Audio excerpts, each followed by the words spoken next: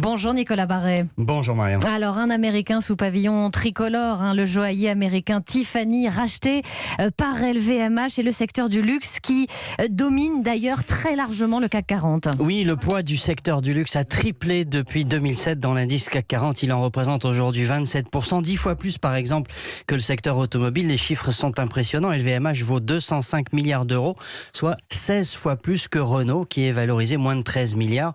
La première banque de la zone euro, BNP Paribas, vaut exactement 3 fois moins que le numéro 1 mondial du luxe.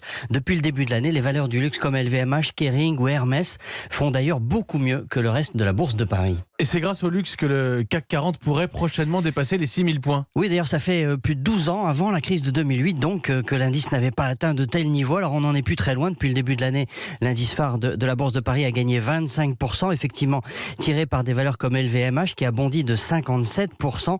LVMH est d'ailleurs la seule valeur de la zone euro avec Royal Dutch Shell à valoir plus de 200 milliards d'euros.